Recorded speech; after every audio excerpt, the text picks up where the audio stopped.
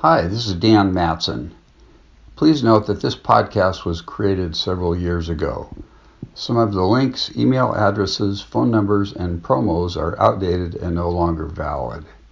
If you want to contact me, my email address is woodenboatdan@gmail.com. Once again, that's woodenboatdan@gmail.com.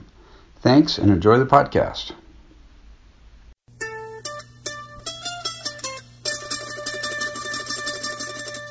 Welcome to Hooked on Wooden Boats Weekly Podcast, episode number 7. I am your host, Dan Matson, and this is the world's first podcast fully dedicated to the art, craft, history, and tradition of wooden boats. Thanks for joining us this week for episode number 7. Wow, been doing this for 7 weeks now. It's pretty exciting, having a lot of fun as usual, and our audience is growing. I was looking at my website traffic, and in the past week we've had some visitors from Canada and Australia in addition to the US, so that's pretty cool.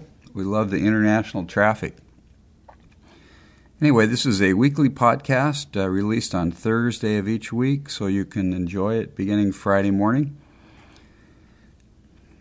In this episode, we've got a voicemail question we're going to answer from my son Josh about different planking methods for boats, and we have an interview with Jay Smith from Aspoya Boats. Jay's building a 56-foot Viking ship in his backyard, so we're going to play that interview, and we've got some other newsworthy items we're going to talk about here.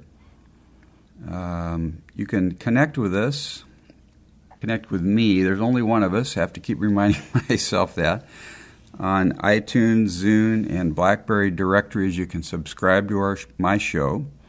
My website is hookedonwoodenboats.com, and if you go to that site now, I've got a subscription box on the upper right-hand corner where you can subscribe to our e-news list, where I'll be sending out special articles and occasional newsletter. So I would encourage you to do that, and you can leave comments on the webpage also about the different articles and blog posts. And for each podcast, I leave show notes on the website. So if I'm doing an interview and I give an email or a website address or so on, I put that in the show notes on the website so you have that contact information. You can also email me at dan@hookedonwoodenboats.com, and I'm on Twitter, twitter.com/woodenboatdan, if you'd like to follow me there. On Facebook, it's facebook.com/woodenboatdan. Love it if you'd go to my page and like the page and give me some feedback there. You can also call the voicemail feedback hotline at 424-261-2360. Any questions, comments, stories, ideas, anything like that, I'd love to hear from you. So this week's news is that last week I was interviewed by an online boating magazine called 3 Sheets Northwest, and their web address is 3 Sheets NW, with the word 3 spelled out. They're an online boating magazine located in the Puget Sound area of Washington, and they interviewed me about what I'm doing with this podcast, and their editor, owner / journalist, Deb Bach, wrote an article about me and put it on their website yesterday, which was Monday. And so that was pretty cool. Drove a lot of traffic to my site. It's an interesting article. I'd encourage you to read it.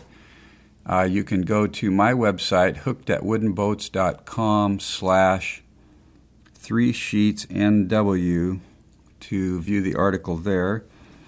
Again, it's hookedonwoodenboats.com/3sheetsNW. See, what else we got going here? Next project for me is still a little bit up in the air.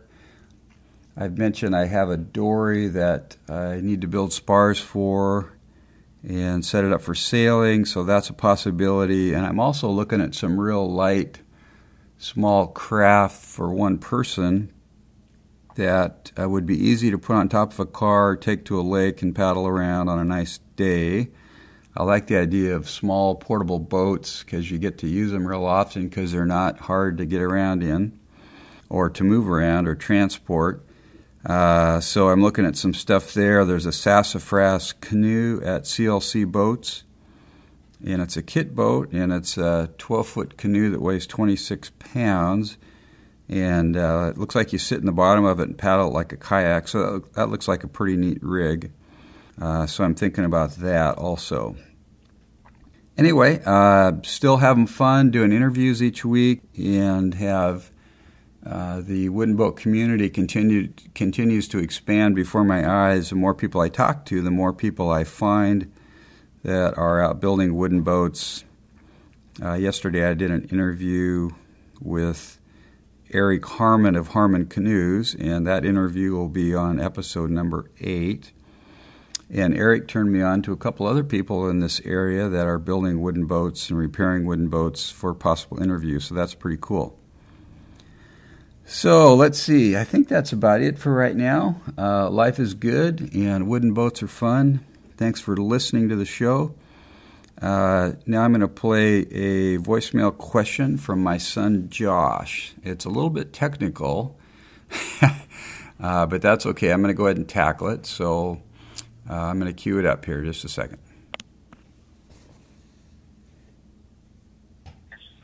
Hey, that's loving the podcast. About to listen to the new episode probably tomorrow. I had one question for you. I was wondering about caravel and lapstrake planking. I was wondering kind of the history of when each of those different forms of wooden boat building appeared, and what, if any, what was used before that. All right, thanks, Dad. Looking forward to the new episodes. All right, Josh, thanks for that question. So Josh is asking about caravel versus clinker construction of boats. So for those of you that aren't familiar, I'll try to describe caravel planking. It's a method of constructing a wood boat by attaching planks to a frame inside the boat so that the planks butt up against each other edge to edge, and they draw support basically from the frame inside the boat, and the result outside is it gives a smooth hull shape to the boat. This type of construction gives a very strong hull. It's great for sailing ships, bigger ships, and it enables a construction of a vessel that's bigger and longer than some other methods of construction. So basically it's planks that butt up against each other that run the length of the boat. And according to what I read here, the construction, that type of construction originated in the carrack and caravel ships of the 14th and 15th centuries. And these two types of ships were both invented in Iberia, from which they were first sailed by the kingdoms of Portugal and Spain in the early transoceanic voyages of the Age of Exploration. I'm reading that from a little excerpt I pulled off the internet here. So 14th and 15th century sounds like was when those were, when the caravel planking was invented. The clinker form of construction, clinker is a British term, and in North America it's known as lapstrake, and that's where the planks run the length of the boat also, but they're overlapped at the edge. And what that does is it gives the boat extra strength with those edges attached the full length of the boat every few inches. It makes the boat super strong. So the internal, it makes the hull of the boat super strong so that the internal structure of the boat can be much lighter. And so with that method of construction, which most people attribute to the Vikings in around 1000 AD, you can build a lighter and stronger boat. So that's kind of the gist of it.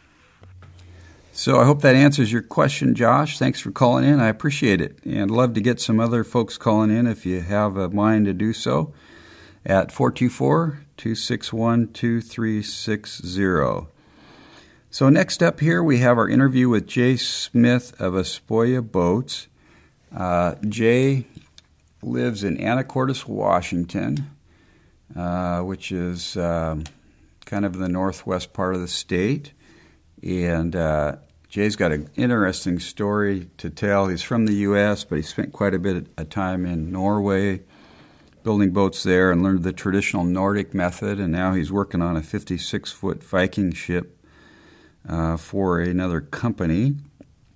And I was privileged to go to Jay's shop a couple weeks ago with my good friend Dennis Mulvik and see the Viking ship that he's working on and some of the other projects and see his workshop and interview Jay personally.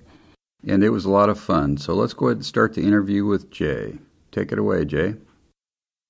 Okay, it is October 20th, 2011, and I am sitting in a woodworking boat building shop in Anacortes, Washington with Jay Smith. Jay, thanks for joining us today. Yeah. Good to be here. Good to be here. Now, what's the name of your company, Jay? Aspoya Boats. And the name is taken from the island in Norway where I apprenticed so many years ago. Okay, in boat building. That's right. Yeah, yeah. So where are you from, Jay? I grew up in the Midwest in South Dakota. And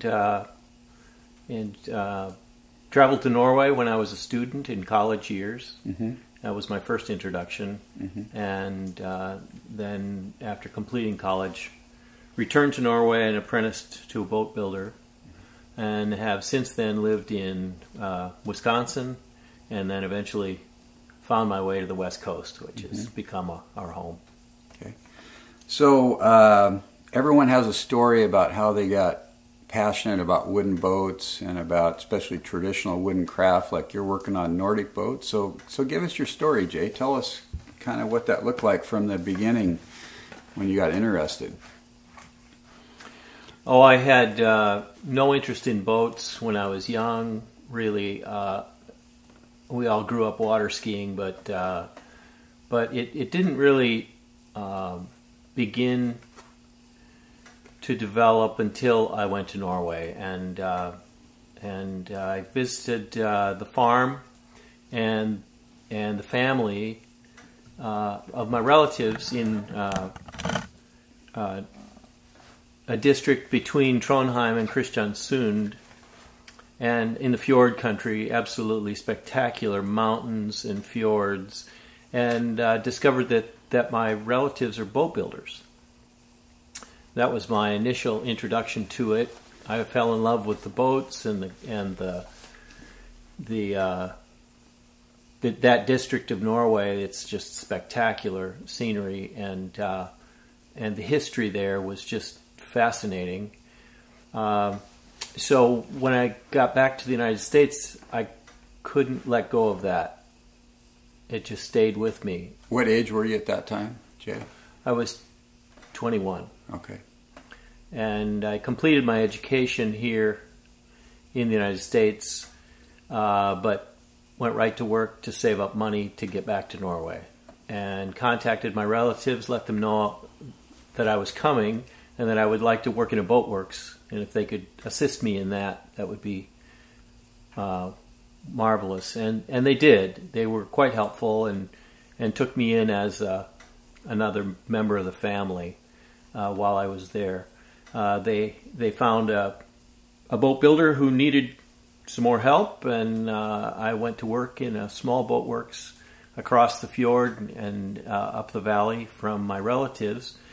So it was not unusual for my relatives to invite me for Sunday dinner. I got to know them quite well. Yeah. So were they cousins, aunts and uncles, second cousins? Third cousins. Third cousins. Uh-huh. Yeah. And so 3 generations apart.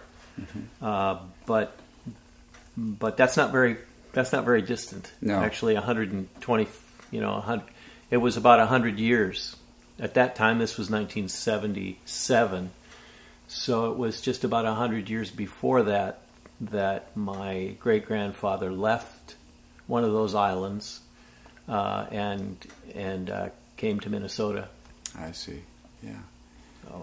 So tell us about the boats that you were building in that little shop in Norway when you first started over there. the shop called Ulset Boatbuilding was at that time producing lapstrake powerboats, pleasure boats, 24 to 30 feet in length, and they had diesel engines installed. Sometimes those one-lungers that are so well known, and the classic one-lunger on the fjord. Beautiful boats built of fudu, the Scots pine that grows in that region. Oftentimes copper rivets and mahogany house or cabin, used for recreation and just personal fishing in the fjords there. So, and they were using the traditional boat building methods that had been used for a long time, were they? Or? Yes, sawn frames, also of the Scots pine, the fudu, and the planking was fudu. And the techniques are just, the designs were modern, but the building techniques were all the same as they had been for hundreds of years. Mm-hmm. Yeah. So the fudu, is that considered a softwood or a hard? I mean, I think of pine as being a softwood, but I know there's different species and varieties. Is that more of a hardwood, the fudu? No, it's a conifer, mm-hmm. but it's got a lot of marvelous properties for boat building, for planking. It has a lot of pitch in it, so it has natural rot resistance.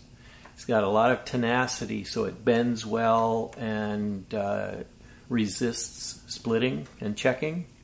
It's a very strong timber, and it grows all up the west coast of Norway and into Sweden, and actually from Ireland across Scotland and then across Scandinavia and up into Siberia.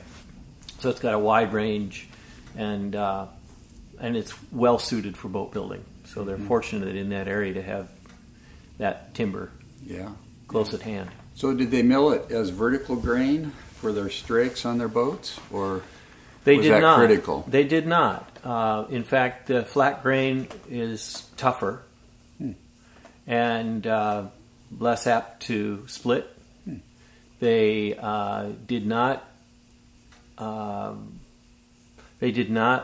prefer clear material, but they oftentimes liked the small pin knots in a plank because it was tougher and less apt to check or split also.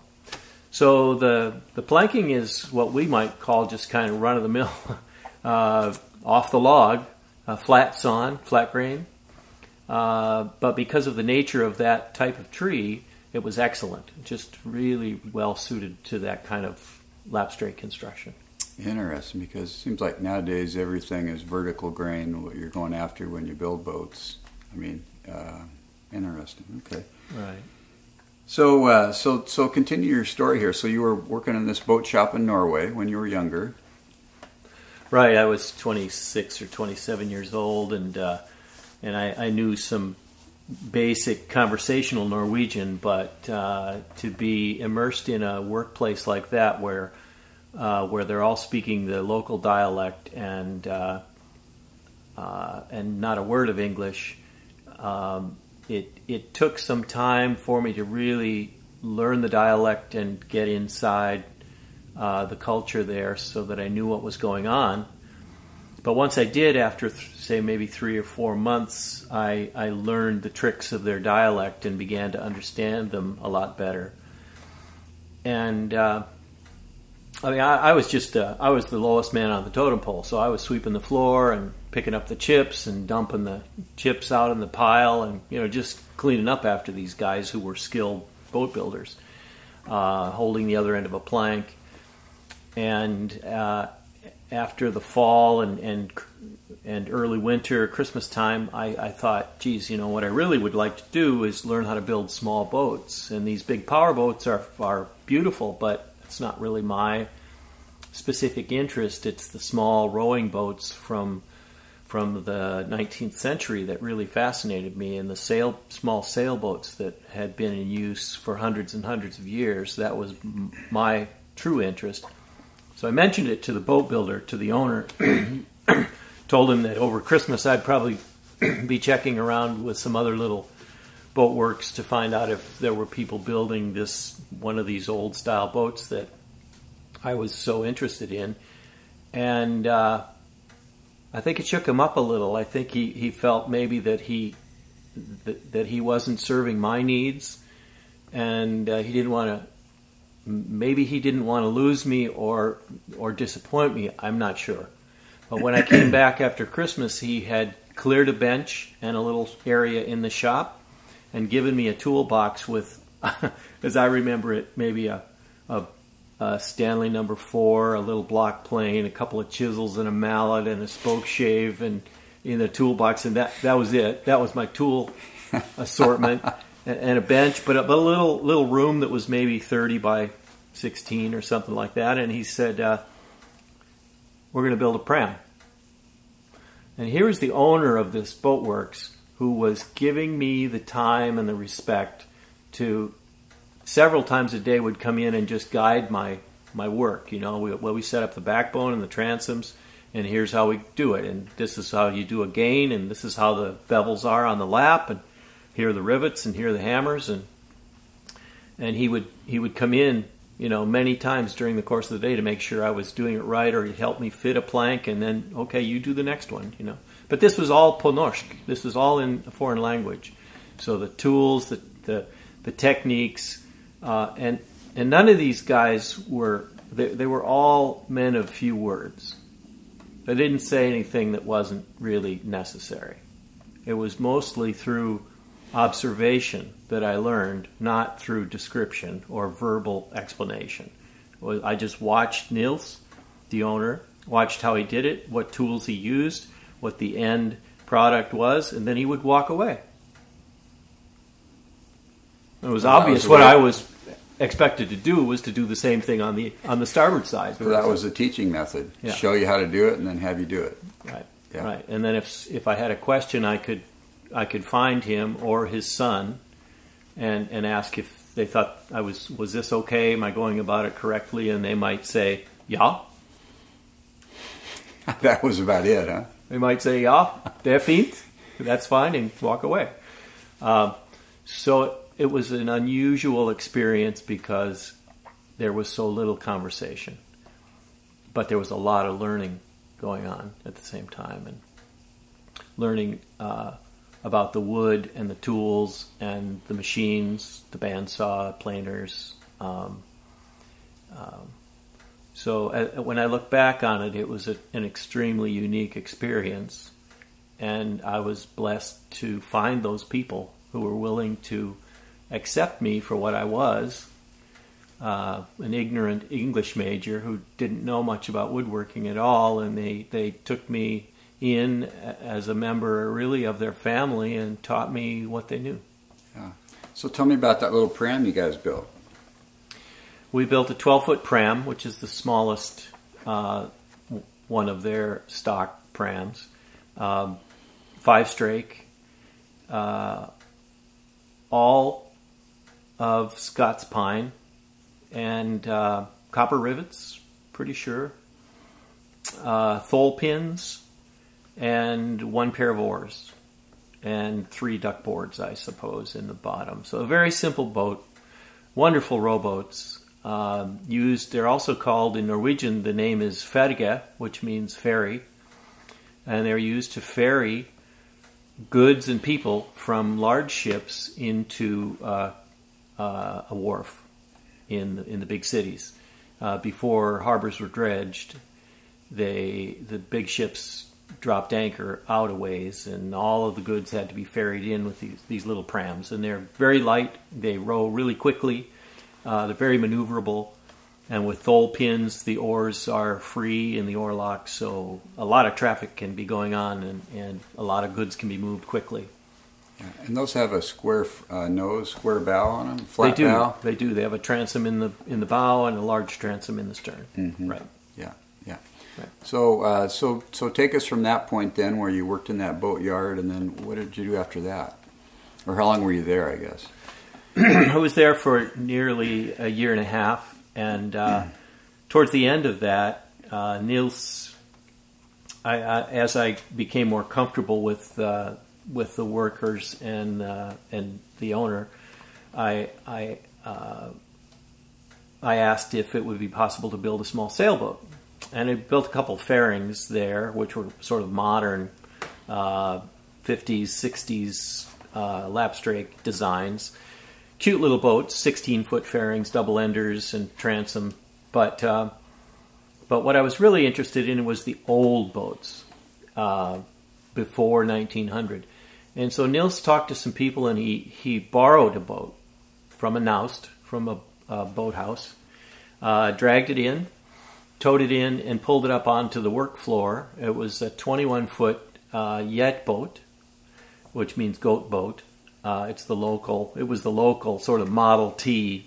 Everybody had one to get to. It was before roads, everybody used boats, right? So before cars.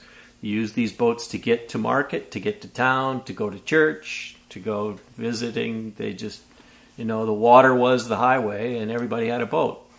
So these were everywhere. And they were wide planked, actually very difficult boats to build, with a very difficult bottom, which is carved. And he brought this 21-footer in, and we built a duplicate of it. And it was just the most beautiful little fairing that we produced during that year and a half. And on completion, we launched it, we rigged it, we had a sail and 4 oars, and I took some pictures, and I bought my ticket and flew home, back to the U.S. That was the end of that. It really, you can call it an apprenticeship, but it was a job in a boat shop. It wasn't a formal apprenticeship. What year was that, Jay? 1978. Okay. And so coming home from that experience was really traumatic and exhilarating, to bring that tradition and that history back home.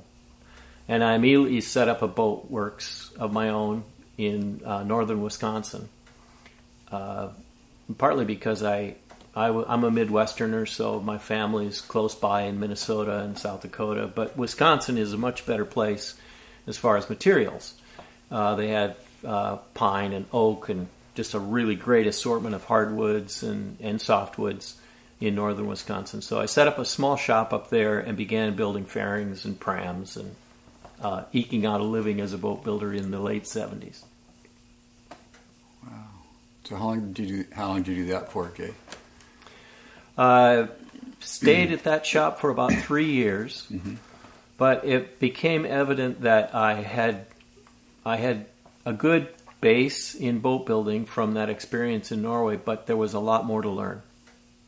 And I felt really isolated. And realized that I needed to go back and learn even more. That I had scratched the surface and gotten a good exposure, but there were so many questions I had, and no one in that part of the United States had any answers for me. So I wrote a grant proposal and received a grant from Denmark, from a Danish American Foundation, to go to Denmark and study lapstrake boat building in the Danish tradition. And it was a very small grant, but I was newly married, so my wife and I, no children yet, went to Denmark, and we traveled around a good bit looking for a similar situation, a small boat shop, maybe a family affair, or maybe just one older man building who would be willing to accept me with this grant as free labor to learn a little bit more about the trade with him. And we just couldn't find the right situation in Denmark. But we knew that the Faroe Islands had a very strong wooden boat building tradition from the time of the Vikings. And the Faroes are west of Norway in the North Sea, but they are politically part of Denmark, as Greenland is. So we got permission to go to the Faroes and use the funding in the Faroe Islands if we found the right people. So we traveled back up into Norway and got on a freighter from Ålesund that was going to the Faroes, and we came to the Faroes by ship, which is extremely appropriate. And by the time we landed, we had a list from the crew of all the boat builders in the Faroe Islands, because everybody knows everybody. There are only 45,000 people there, so they knew all of the boat builders and which ones were alcoholic and which ones were right-wing religious freaks, and each of the little quirks about them, and where they lived and what they produced. And so we began to visit. I began running around visiting these boat builders and inquiring if there was a chance that I could work with them. And one of them, towards the end of the list, one of them said, "We'll give it a try. 2 weeks. See if it works." He was pretty certain that I was a Greenpeace member. Maybe because I had undercover a beard and or American, and I looked a little bit scruffy around the collar or something, and he wasn't quite. And he was a very religious Baptist, Scottish Baptist. Excellent boat builder, absolute. I think the finest in all of the Faroes. So again, I was blessed to find the right guy. And they do a lot of. They still have this strong whaling tradition in the Faroe Islands. It's been part of their tradition for 1,000 years, and Greenpeace just doesn't have any support there. But we worked for 2 weeks, and nothing was ever said again. And I just stayed for the full winter for 7 months and built with this master, just the two of us. Basically, he planked the port side, and I planked the starboard side, and we built 8 boats in 7 months. Wow. Mostly 24, 26-foot open, traditional Faroese double-enders with a very simple rig and 4, 6, 8 oars. It's exactly the same boat that's been in use there for 1,000 years. I think very little has changed since the time of the Vikings. The culture survived by codfish fishing, hand jigging for codfish, and so these boats were extremely important for their subsistence and existence. So that was a marvelous experience. My wife learned all about textiles and wool and spinning and weaving and knitting. While I was boat building, she was working with the people in the community learning about wool from the sheep. And so she had a great little apprenticeship of her own going there, yeah, while I was building with this master. So I also, after that experience, went back to Denmark and worked with another builder, very traditional Danish carvel planking on the south coast of Sjælland, south of Copenhagen, for the summer. And that was rather short-lived, but a unique experience as well, exposure to Danish boat building, and much more continental in influence, and not at all Viking in comparison to what I'd learned in Norway and the Faroes, but a good good comparison. And then we returned home, and I set up another shop. So, where was that one at, Jay? We lived in Pennsylvania for a little while, where I built a few small boats, and then 25 years ago we moved to Anacortes, Washington, and set up shop here.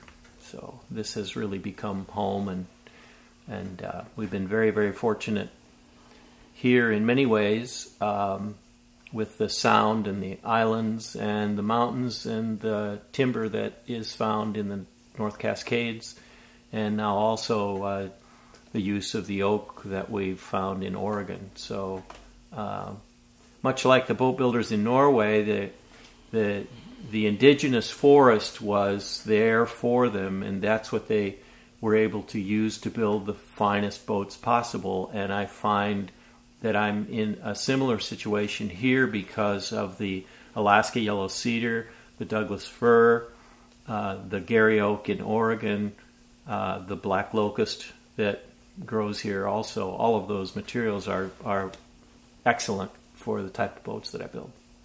Does the yellow cedar, some of it come from Washington or most of it from Alaska?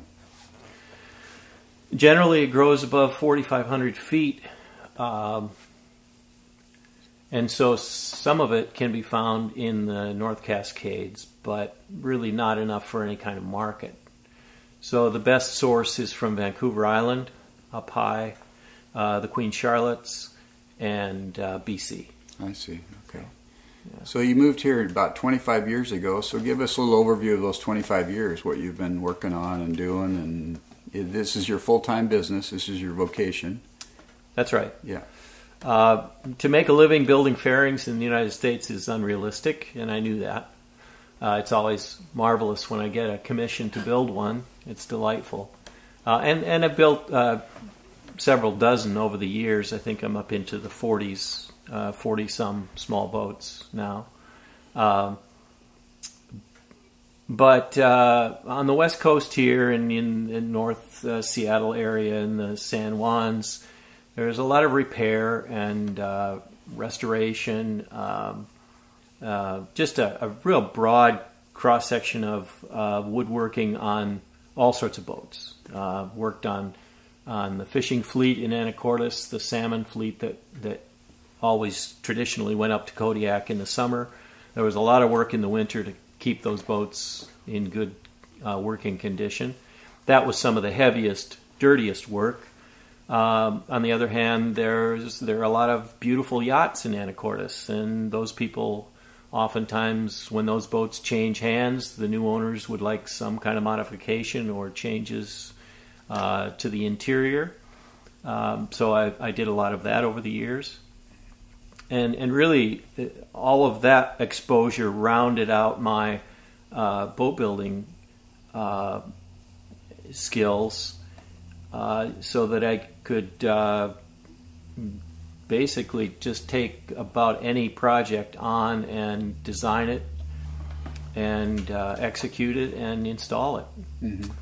And then, as I said, the real beauty was coupling that with building new boats here in the shop, small boats, and so it's been a good life. Yeah, definitely. So I'm sitting here looking out a window behind you, and there's this Viking ship that's about 25 or 30 or 40% done, and that's one of your current projects. So I'd love to hear the story of how that came about, and give us the gory details on that one. It's a beautiful boat. We're building a 56-foot traditional small Viking ship here in our pavilion. And it is Alaska yellow cedar planked on white oak backbone and frames, galvanized rivets, and the design is the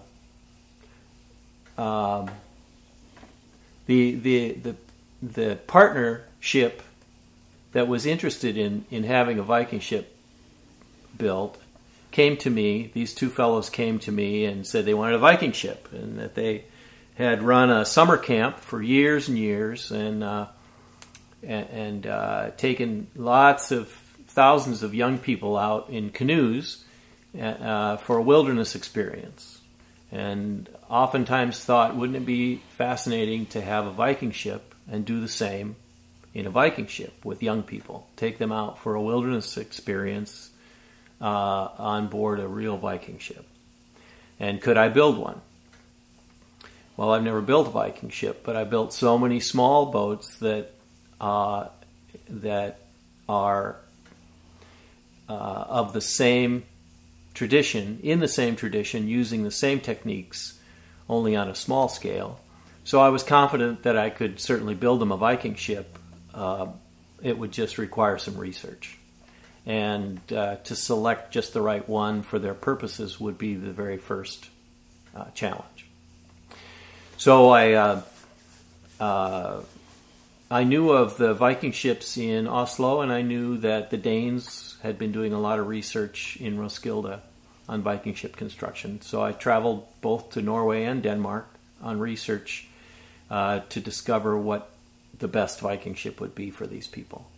And in Roskilde, they had built 5 replicas, 4 at that time, I guess, of the ships they extracted from Roskilde Fjord in the 60s. And one of them was particularly beautiful. It was a 40-foot double-ender built between 1026 and 1047 in Norway, probably in Sognefjord, because it was planked with pine, with this Scottish pine, but the backbone was oak. So it was built on the edge of the oak, but up in the pine forests of Sognefjord, we believe. And that became the prototype. That one really grabbed me, and it just had such beautiful lines, and I could see that to take that 40-footer and build it in a 56-foot length would be it could be an exquisite example of Viking ship technology on a small scale here in Puget Sound. Well, so you went over there and studied that 40-foot boat, and basically use that as kind of a model for what you're building here. Then I did. Yeah. I brought what drawings and plans they had used to assemble the pieces that they found, and I took a lot of photographs of the replicas, the reproductions that they have built, which are on the water in Roskilde and are used and sailed and rowed on a weekly basis there. So there's a tremendous amount of information there. And I brought as much of that back as I could, began gathering materials, and setting up a backbone here in Anacortes. Mm-hmm. Okay. So you started doing the research in 2007. I think that's what you said earlier, right? On this boat, or around there? I think that's when the groundwork began. Yeah. And so this boat will sail and row. How many rowing stations will this boat have? 14 oars. 14 oars. Mm-hmm. And there will be oar ports. Through the plank. Through the hull. Through the plank. Wow. Right? The oars have what we call an oar port for each of them, 7 on each side. It could have more oars, but even to synchronize 14 oars, and they'll be very long, many probably 18-foot oars. It's extremely difficult to train a crew to row in sync with 14 oars, and to make it 16 or 18 or 20 oars is even more difficult. So we kind of agreed that 14 is a good number for this size vessel. Yeah, because it's one person per oar. That's right. It's not a rowing station like I said earlier. It's one. Yeah, that's a modern vessel. 14 guys at 14 oars. Yeah. And essentially, the oars for this kind of vessel would be used to maneuver in a bay, or to get into shore, or to get up a river, maybe. Not for crossing large bodies of water and rowing for hours and hours and hours. That's what the sail is for, and these are marvelous sailboats, and the oars were used for specific purposes, but not for long distance. Yeah, yeah. So tell us, this Viking ship, which was designed originally, what, 800 or 900 AD, maybe around there, kind of a thing, or? Yeah, it would have been what was traditionally being built in the 10th century, 11th century. Okay. Right. So what were some things about the construction that made it unique and very technologically advanced and still, represent those qualities? In the Viking period, boat building evolved from the early Viking period, when the tradition of boat building was coming out of a stitched skin boat tradition from many, many hundreds of years earlier. Dugouts with planks lashed to them. This is at the beginning of the Iron Age, when iron was very precious, was expensive, and so it was used sparingly. But as it became more and more available, the ships then, rather than stitching the planking together, began riveting. So iron rivets became the standard in the 8th century. And lashings were still in use. There's a period, the old traditions die slowly, and so they held on to these stitched traditions, stitching the planking to the frames in the floor timbers in the bottom of the vessel. In both the Oseberg and the Gokstad, the framing is lashed to the planking. But then some of the framing above the waterline is trunnel fastened with wooden pegs and wedges. So in those vessels, there's this combination of the old tradition and the new way being combined. But as they moved into the 9th and 10th century, the lashings gave way to the more modern method of trunnel fastening, and then the boats by the year 1000 were all trunnel fastened. And what is trunnel fastened? What does that mean, Jay? Trunnels are wooden pegs that have a head, a shoulder, and a head outboard, and so a hole, maybe a half-inch, 5/8, up to 3/4 inch hole is bored through the plank and through the frame, and then this wooden peg is driven in from outboard, and then wedged inboard, and then sawn off and flushed out. And it's just a wooden fastening. It's flexible, it's watertight, and it holds remarkably well. It's an excellent fastening, and they determined that over many generations that it worked as well as the lashings, and it was a more efficient way to build the boat with less labor and less material waste. So by the year 1000, the boats were iron riveted and trunnel fastened, and that's what because the boat that we're using as a prototype here was built in the early 11th century, right after the year 1000.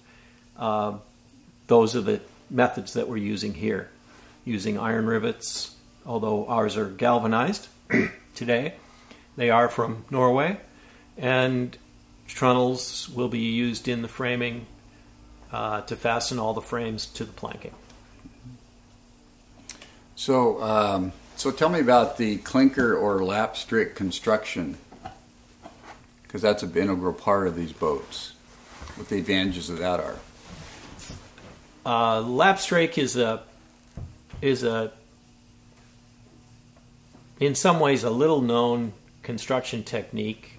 Carvel has certainly taken over in larger vessels over the centuries, but lapstrake has some unique qualities about it. The boats are built first with the skin riveted together, and then the framing is installed after the fact. which is the opposite of carvel construction, where all the frames and futtocks are assembled first, all the ribs are set up, and then the planking is attached to the skeleton. So lapstrake is just the opposite. We begin planking, we set up a backbone, then we fasten a garboard to the keel, and then rivet 3, 4, 5, 6 strakes on, so we have the bottom of the vessel, and then we lay and fit and fasten floor timbers in the bottom. And this is the same for 16-foot fairings and 73-foot Viking ships. Once the floor timbers are in and fastened, the vessel is essentially planked up, completed planking, and then all of the interior framing is installed after that. The laps, today on modern lapstrake boats, we have all these marvelous 3M products, caulks that are just fabulous, caulking in a tube, which we can use in the laps to make it watertight. But that's only a 20th century advantage. And before, I would say before World War I, probably, before many of these products were available, in Scandinavia, lapstrake construction in those laps, they had to have a gasket, there had to be something in the lap to seal it, and they used what they had. For the most part, they used wool because they had sheep, so they would spin wool and ply it into, depending on the size of the boat, 3, 5, 7 ply yarn, impregnate it with pine tar, which they got from the roots of their pine trees, and lay it in the lap, and then rivet that together, and that formed a gasket or a stopwater in all of the laps of the boats. And that's what's been found in the Viking ships, and I think was in use for 1,000 years. Mm-hmm. And when I was apprenticing in the Faroe Islands in the early 1980s, the master was still using wool in the laps in his boats. Wow. Cool. So again, those traditions die hard. It works. It's natural materials that they have, using the resources they have at hand.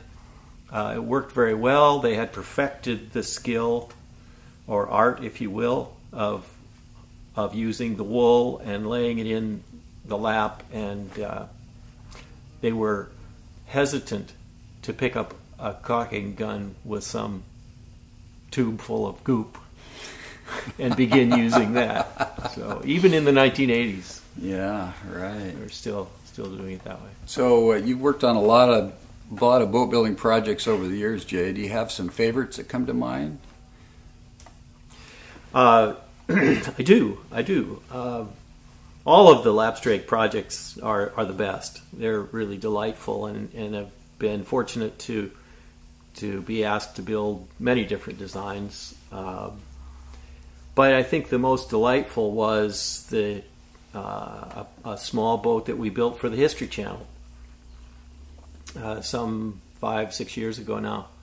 The History Channel came to us and asked if we could build a Viking ship, because they wanted to film the building of a Viking ship and do a little 45-minute program.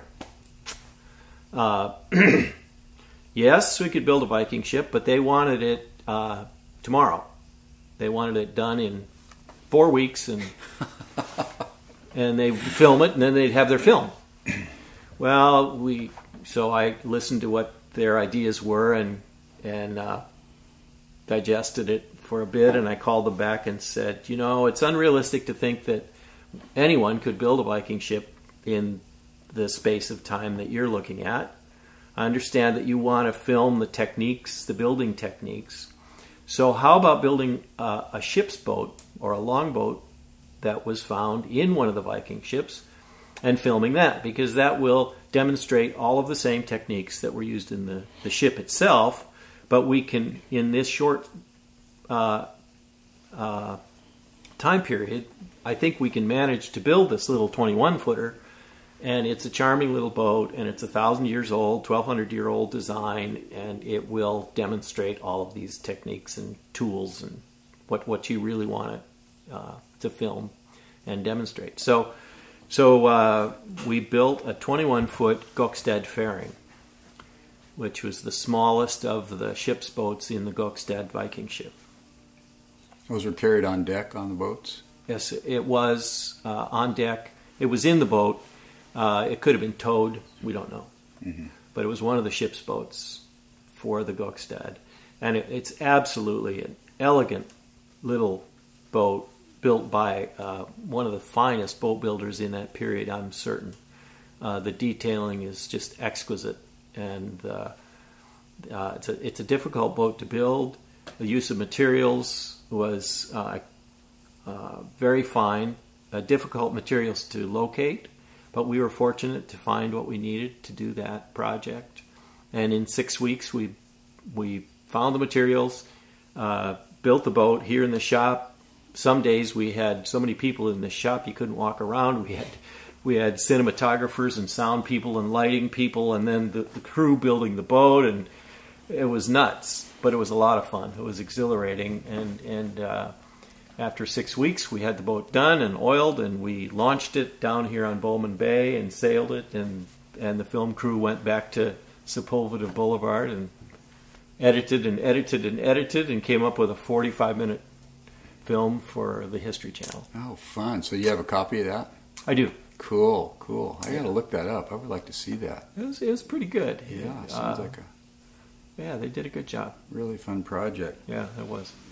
So, Jay, for our listeners, if they want to get a hold of you for any reason to talk about projects or maybe have some work, what's maybe if you give us your contact information. The easiest is telephone. I wander around in 6 inches of shavings every day, so I check my email about once a month, and that may change, but I don't have a website. Okay. So the easiest way is to contact me by phone. Okay. All right. Yeah. That's good. Do you want to give your phone number? I can do that. Okay. It's here in Anacortes, 360-293-2034. And I just encourage people to give a call and let me know what their interest is. If they'd like to come out and visit, we can set up a time for that. And always welcome people to the shop, so long as they understand that it's a working shop, and we have to get the work accomplished here as well as chatting with folks. Yeah, exactly. Yeah. Right. So really appreciate you being on our show today. Any parting comments or things you'd like to say to our listeners?